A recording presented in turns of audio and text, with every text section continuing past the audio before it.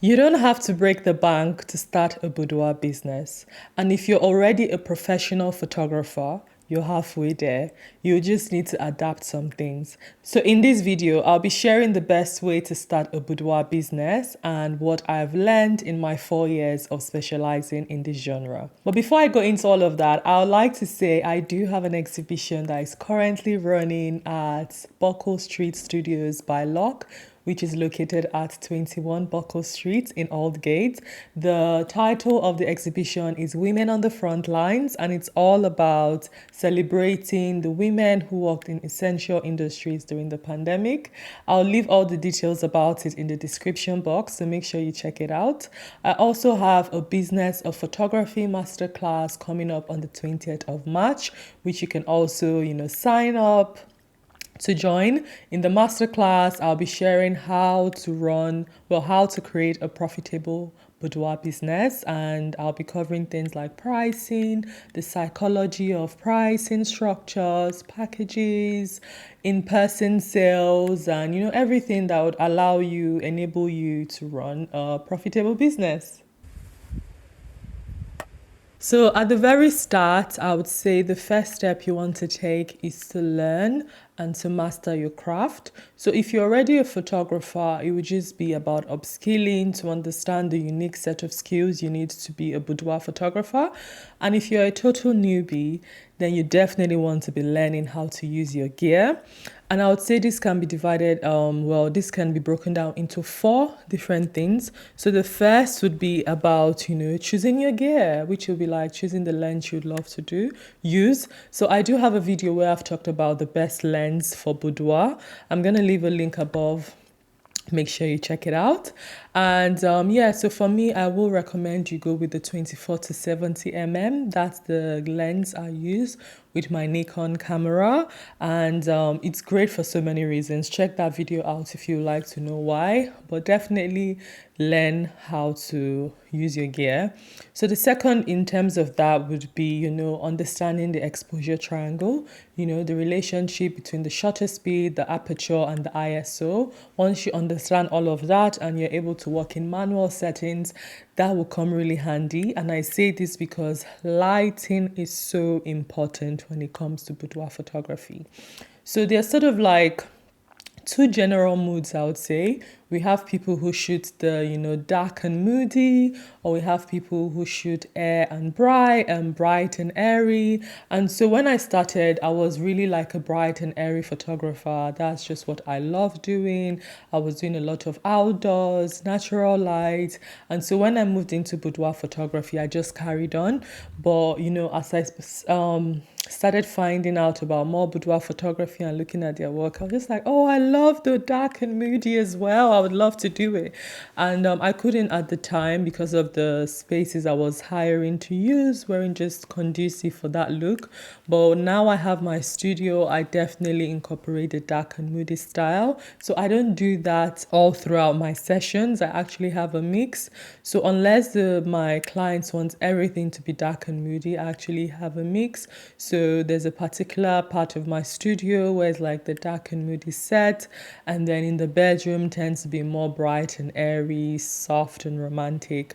And so, understanding that exposure triangle is very important because the way you set your camera and how you position your clients to achieve which of those moods you want to get is very important. And the fourth in terms of this, I would say it's posing. You have to be able to pose different types of body shapes, body sizes. If you're working with everyday women, not everyone is a size 6 or size 8 model. So you have to be able to pose people who are actually very, very skinny and probably don't like when their bones and parts of their bodies shows in not an appealing way because they're very skinny. Or on the other end, you can get people who are really big and would like to hide parts like the tummy. But again, boudoir is not about just hiding those parts.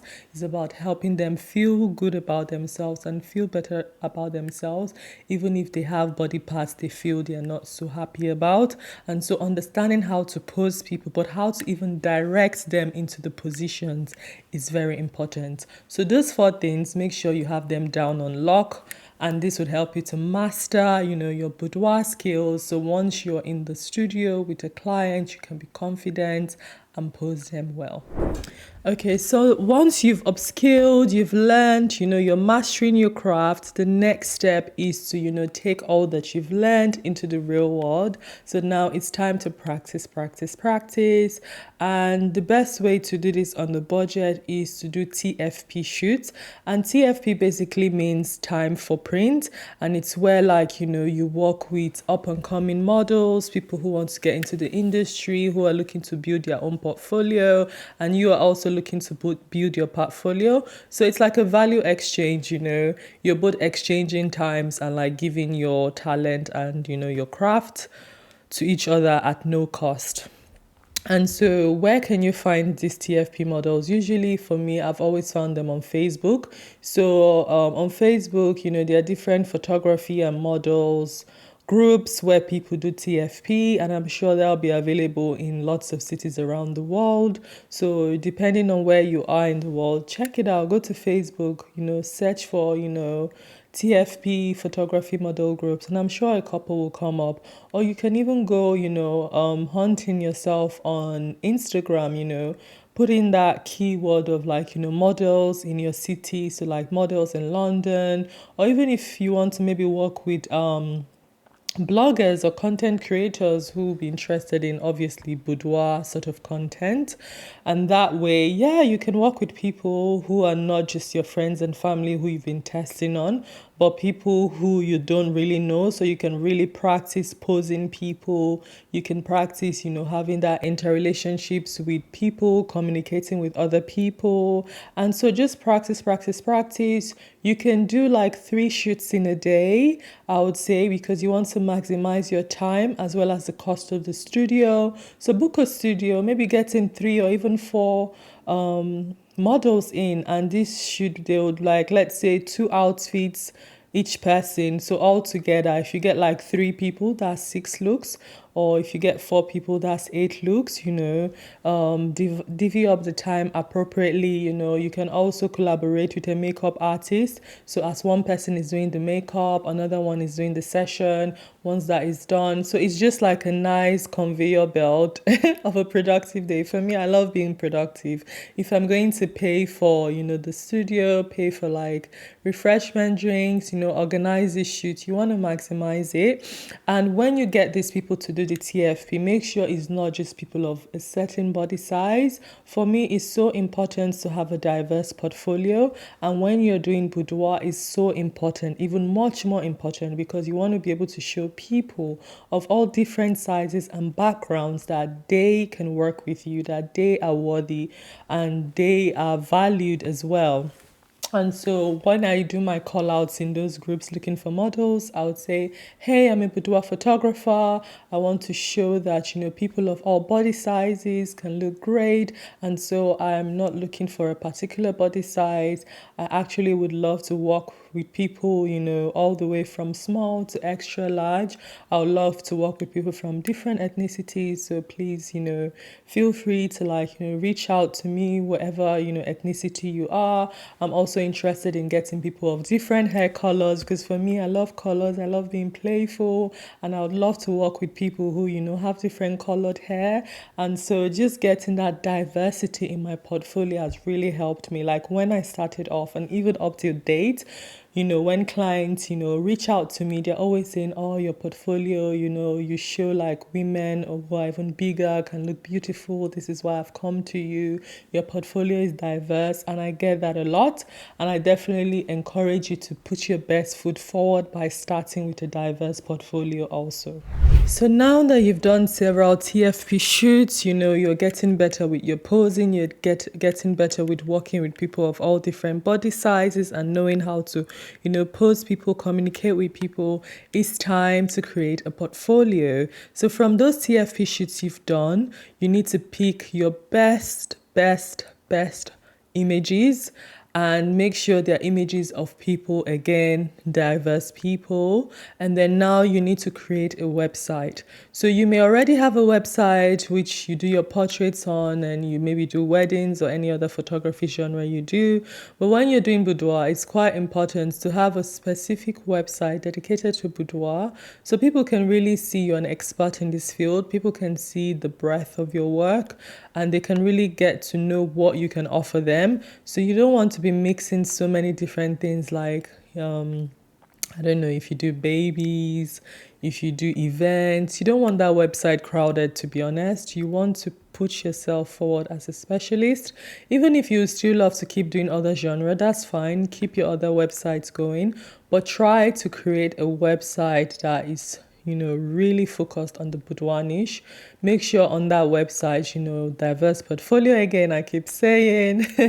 Also create an Instagram page, a TikTok page, specifically for your boudoir. If you do maybe beauty photography, that's something you can mix in. If you do glam photography, that's something you can mix in. I think that could be fine. But you really don't want to mix in so many other genre of photography with boudoir. You want it to be strictly a page where people can come, see your work, understand your offering, and they can relate to you. And also, what I didn't mention previously is when you do all those TFP shoots for, building your portfolio, make sure you're also taking behind the scenes videos.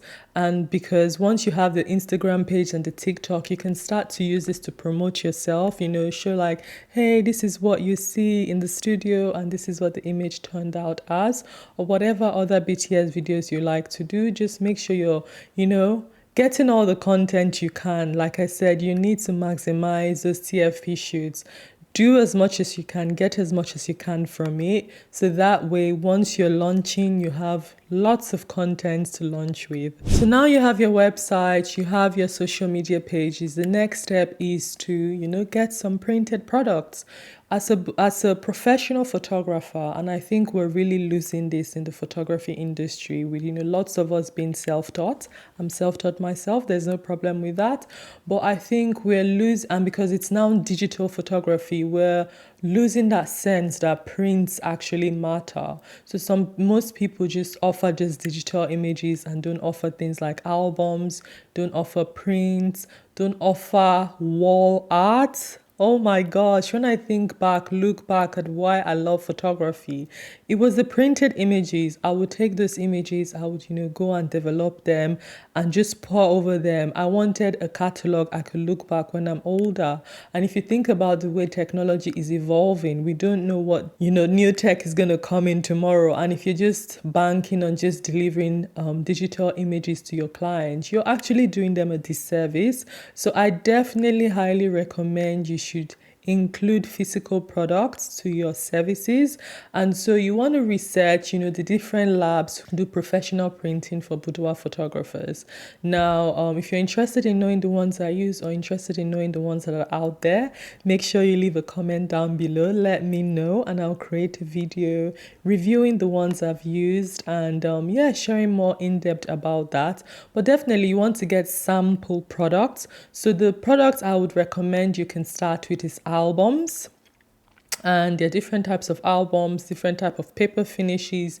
You need to order a sample, and most of these printing labs give like up to 40% off of samples because of course they understand photographers need sample products to show clients in order to keep ordering more products. So get a sample album, get a sample print box, and get a sample wall art. So when it comes to the albums, there are different print finishings. So maybe you would want to get those swatches they do where they have lots of different paper finishes, so that way you can choose the ones you like. And this is the time where you're starting to personalize your business. So it's not just about looking at what your photography friends are doing. You want to order those print finishes and understand, how those finishes work, the longevity and duration and quality of them, and choose what you would want. So you may want cover swatches where your clients can choose whatever colors they want, which the lab provides.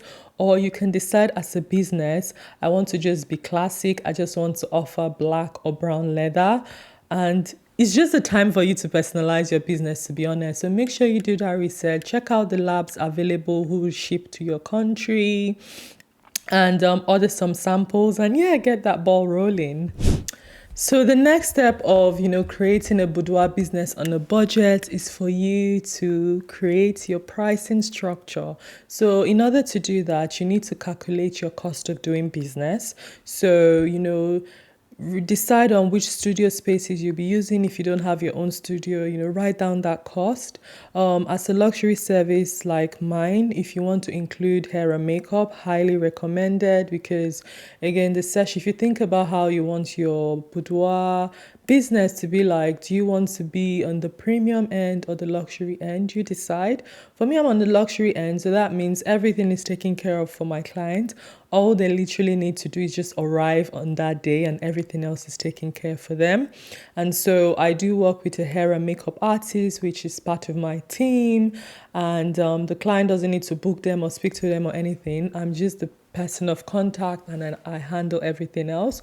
So of course, my hair and makeup artist has to be paid. So, look for who you can partner with. And during the time when you are doing your TFP, would have been the best time to work with different makeup artists and see the ones, who are reliable, who are consistent, who are good at their work. They can do hair well as makeup, and not just only makeup, unless you want to be paying two people. But of course, if you want to be more efficient with your money, then you want to get one person who can do both hair and makeup. And then of course, now that you've researched, what printing labs you'd like to use to make your client albums and other products, you now understand what their pricing is. So again, if a client is going to order like an album, you know what that would cost. So write that down. Now as well, you should have a CRM. If you don't know what CRMs are or which ones to use, check the link up above. I'm going to leave a link where I talked about the 6 best softwares to use as a photographer. And in there, I've talked about the CRM I use and the other softwares. So now is the time for you to make sure you write down everything that's going to cost you as a business, from your editing software to your CRM to your client scheduler to your email newsletter platform, to, if you're going to give your clients refreshments, how much is that going to cost? Your insurance. As a professional business, you need to have that. Write all of that down, and then also write how much you would love to earn annually for your salary. And that way you can then make that divisions by how many sessions you're able to do in a year.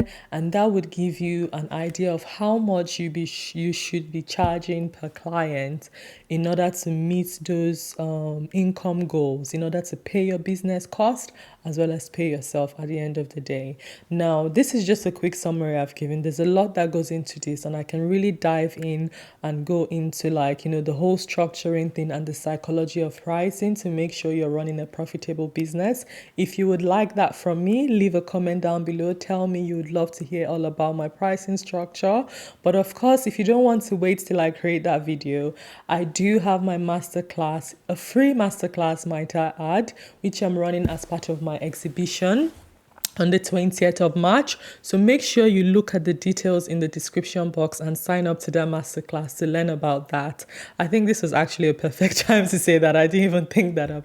Anyway, so create your cost of doing business. And once you've done that, also decide on what your turnaround time would be for your clients. So for me, it's 4 to 6 weeks. And I give myself enough time because during busy periods, I do not want to let people down. I don't want to tell a client they'll receive their products in 2 weeks, and in 2 weeks it doesn't happen. That's not good. It's best to over exceed expectations than to disappoint people. And so for me, I give that 2 weeks window to make sure I've edited the pictures, and if they have other digital images, I will send them those digital images within 2 weeks. And then once they've seen the digital images and they're happy with those digital images, I'll then go ahead to design the album, design the wall art if that's what they wanted, order it, and then that usually takes within 10 days to get to the client. And that's why I give that 4 to 6 weeks room just to make sure, I'm meeting those deadlines. So again, this is a time for you to decide what your turnaround time would be. Okay, so the next step now is to decide where you're going to be having your sessions with clients. So if you don't already have a studio, I'm guessing you probably don't if you're watching this video to create a business on a budget, I would recommend you use a website called dayuse.com. So it's DAYUSEE.com. And the concept with this website is all about getting you luxury hotels, apartment hotels, which you can book to use in the day. So if you think about hotels and how they may have empty rooms where people are not staying in, so rather than those rooms remaining empty, they actually hire them out for the day. And of course, people use that for whatever they use it for. But you as a photographer, you can go to that website, put in the day you have a session with a client, and book the time. So for me as a natural light photographer, it was always important for me to start shooting earlier in the day, especially where I live in the UK. Lots of time in the year, it's dark. It gets really dark and cloudy and gloomy. And so starting my shoots in the afternoon is just a no-no, because by the time we finish hair and makeup, it's already dark. So yeah, Dayuse actually helped me a lot because I could book it in the day, early check-ins. And I'm saying early check-ins because if you're trying to use Airbnbs now, lots of them do have late check-ins from 3 or 4. If you're living in a country where it gets dark at that time and you're a natural light, photographer, then, that's of no use to you. So in the past, when I didn't know about Dayuse, I would book the Airbnb for 2 days so that I can, if I check in late, then the next morning I can do it. It was just, and then I had to pack in 2 sessions back. So I was actually booking 2 nights so that, I could have that one day where I could start really early and then I'll check out on the 3rd day. And that's costing me money. That wasn't budget friendly, especially just starting and not having a lot of capital. But with Dayuse, you can have that early check-in, start at 9, get your hair and makeup done by, 10:30, get the photo shoot doing. By 2, 3, you're done and you can go home and, have the rest of the day to do admin or other business tasks, or you can have the rest of the day off. So that's one of the good reasons for the Dayuse. Another good reason for the Dayuse is that you can cancel up to 24 hours. So when I started as well, and because this was during the pandemic, people would either fall ill or people would lose jobs on one thing or the other. I had a lot of cancellations. And so if you book a studio, you very well know once you put a deposit, that's it. If you cancel, your money is gone. But with Dayuse, lots of those hotels on there, you don't even have to pay before. You pay when you arrive. And because Dayuse has I think it's an hour or 2 hours cancellation. So literally, if unfortunately your client cancels the morning of the session, you can just cancel that booking and you've not paid any money, you've not lost any money. So if you don't have a studio and you're trying to do this budget friendly, definitely check a website like Dayuse. There are other places like Peerspace.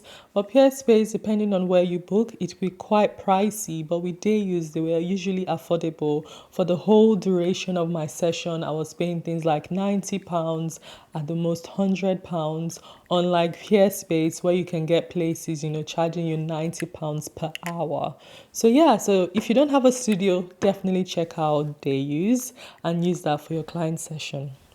Okay, so now you have everything in place. You have your website, you have your portfolio, you have your sample products, you've decided on, the space you'll be using for your studio. Now it's time to do a model call. Now it's time to start working with paying clients and making money. So I would suggest you start off by giving your prospective clients an irresistible offer to work with you. So have your pricing structure, have your target goals of what you want to make as you grow. But when you're starting off, because you're just making a name for yourself, people don't know you that much, you may have to do a few offers to get those first few people coming in through your doors. So, maybe you want to give a discount of 50% off your session fee, or you want to like maybe give 10% off your products, or maybe £200 towards print credit. Whatever you decide to do, give your first few clients an irresistible offer. And with that offer, depending on, what you want to do, there could also be some terms where like they would allow you to be able to share some of the photos. So of course, you can decide the terms. Maybe they could be anonymous photos or not, depending, of course, what the client is comfortable with, because their own privacy is really important. So it's left for you to decide if you just want to do this session and don't demand for a photo release, or if you want to demand for a photo release, that would then actually reduce the number of people who may work with you, because of course some people would rather keep their boudoir pictures private. You decide how you want to navigate this part. But yes, the idea is to like, start getting in paid clients, start getting those photo releases so people can, give you the permission to share photos, so you can actually show people are working with you. And during that session as well, try as much as you can to get a review from the client. So what I've done in the past is I literally would just put my phone on like a tripod stand and just ask them about 3 to 4 questions about how they found the session. And those video reviews they've given to me, I'll just edit them nicely. Those clients that have given me permission to share their photos, I'll include some of their photos in the videos. And then I've just created like a Vimeo channel and a YouTube channel where I've posted my reviews, and then I link those videos on my website, I link those videos on my newsletter, I link those videos on my social media pages to show people that I'm actually a professional, I'm actually like, an expert, I'm actually trustworthy, and these are the people working with me.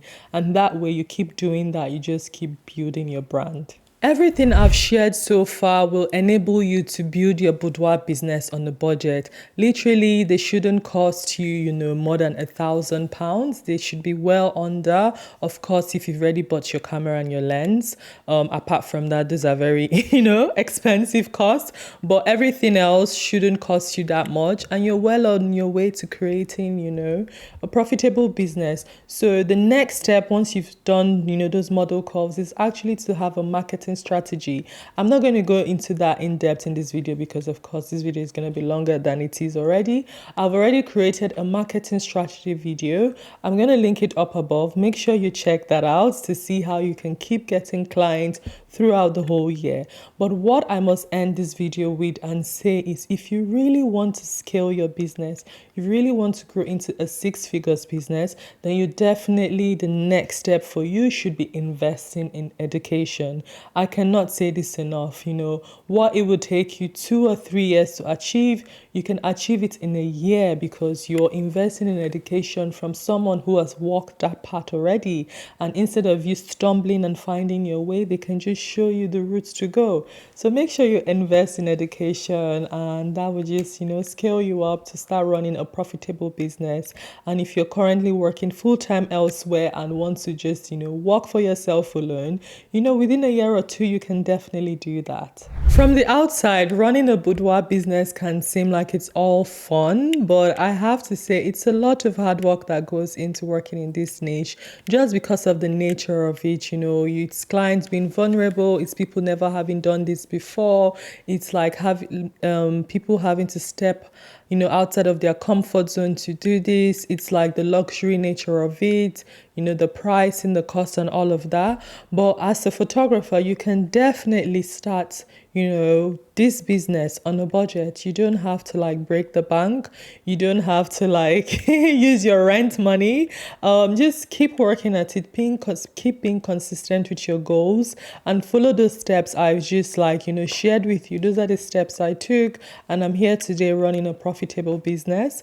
Anyway, I hope you've really enjoyed this video. I'll really love to hear from you. So please do leave a comment down below and let me know how you found this video. Let me know if there's anything else you'd like to learn about working as a boudoir photographer, and I'll create that video for you. Anyway, I'd love you to see this video where I talk about, tips for beginners in boudoir photography to help you really grow well. And yeah, I hope you've enjoyed this video. Until next time, remember, you don't have to be a struggling artist. Bye.